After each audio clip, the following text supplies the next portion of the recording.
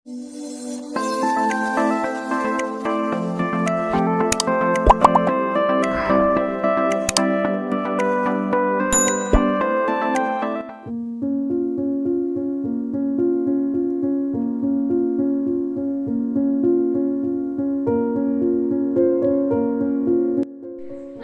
আলাইকুম। নাজমাস রেসিপিতে সবাইকে আমন্ত্রণ জানাচ্ছি নতুন একটি রেসিপি দেখার জন্য। আপনাদের জন্য আমার আজকের আয়োজন ওয়াটারমেলন ললি বা তরমুজের আইসক্রিম। আশা করি রেসিপি আপনাদের খুবই ভালো লাগবে আর সহজ লাগবে। চলুন তাহলে রেসিপিটি দেখে নিই। আজকের রেসিপিটি তৈরি করার জন্য আমি এখানে কয়েক পিস তরমুজ ছোটো করে কেটে নিয়েছি, তবে আপনারা চাইলে আর একটু বড় করেও কেটে নিতে পারেন। এখন একটা বাটির মধ্যে একটা স্ট্রেনার নিয়ে নিচ্ছি।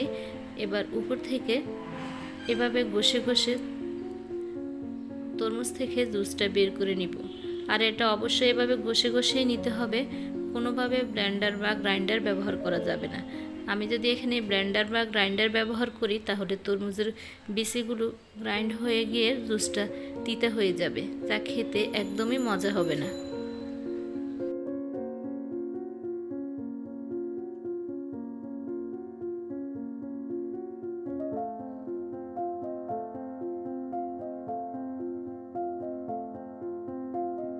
আর এই জুসটা বের করে নিতে খুব বেশি সময় বা অনেক বেশি কষ্টও হবে না। মোটামুটি ৬-৭ মিনিট এভাবে ডলে ডলে নিলে তরমুজ থেকে জুসটা বের হয়ে আসবে। আমার জুসটা বের করে নেওয়া হয়ে গিয়েছে। এখন আমি চলে যাচ্ছি সরাসরি চুলায়। দেখতে পাচ্ছেন অনেকখানি জুস এখানে হয়ে গিয়েছে। এখন জুসটা আমি একটা প্যানে ঢেলে নিচ্ছি। এবার চুলার আঁচ মিডিয়ামে রেখে জুসটা আমি জাল করে নিব। এখন দিব 1/4 কাপ চিনি। চিনির পরিমাণটা আপনারা আপনাদের স্বাদ অনুযায়ী বাড়িয়ে বা কমিয়ে দিতে পারেন। আপনারা যদি মিষ্টি বেশি খান বা তরমুজটা খুব বেশি মিষ্টি না হয় তাহলে সেক্ষেত্রে চিনির পরিমাণটা আরেকটু বাড়িয়ে দিবেন। আবার যদি মিষ্টি কম খান তাহলে চিনির পরিমাণটা আরেকটু কমিয়ে দিবেন। এখন দিব আগে থেকে গুলে রাখা কর্নফ্লাওয়ার। প্রিয় দর্শক, আমি এখানে 1 টেবিল চামচ কর্নফ্লাওয়ার 1 টেবিল চামচ পানির মধ্যে গুলিয়ে রেখেছিলাম। এখন সেই মিশ্রণটা দিয়ে দিচ্ছি। কর্নফ্লাওয়ারের মিশ্রণটা দিয়ে অনবরত নাড়তে হবে, কোনোভাবেই নাড়া বন্ধ করা যাবে না। অবশ্যই চুলার আঁচ মিডিয়ামেই থাকতে হবে। আমি যদি নাড়া বন্ধ করে দিই তাহলে এটা কোনোভাবে নিচ থেকে লেগে যাবে বা দলা পেকে যাবে। মিশ্রণটা দেওয়ার পর আরও 1 থেকে 2 মিনিট রান্না করব। স্ক্রিনে দেখতে পাচ্ছেন এটা সঠিক কনসিস্টেন্সিতে চলে এসেছে। এখন আমি চুলাটা অফ করে দিচ্ছি। এখন আমি আইসক্রিমের মোল্ডের মধ্যে মিশ্রণটা সেট করে নিচ্ছি। আমি একটা মেজারমেন্ট কাপ দিয়ে প্রত্যেকটা মোল্ডের মধ্যে আইসক্রিমগুলো ঢেলে দিচ্ছি। আপনারা চাইলে একটা গ্লাসেও সেট করে নিতে পারেন। অবশ্যই আইসক্রিম মিশ্রণটা পুরোপুরি মোল্ড পর্যন্ত দেওয়া যাবে না, 1 থেকে 1.5 ইঞ্চি জায়গা খালি রাখতে হবে। একে একে আমি সবগুলো মোল্ডের মধ্যে আইসক্রিমগুলো সেট করে নিচ্ছি।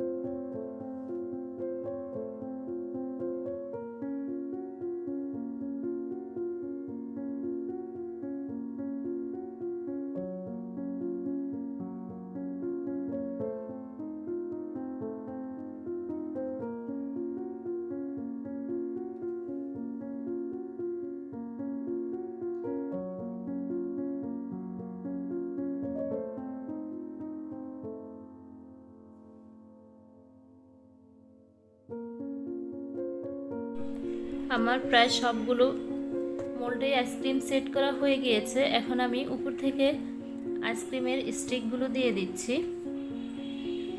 আর কিছুটা ঠান্ডা হওয়ার পর এটাকে আমি ফ্রিজের নর্মাল চেম্বারে রেখে দিব 4 থেকে 5 ঘন্টা।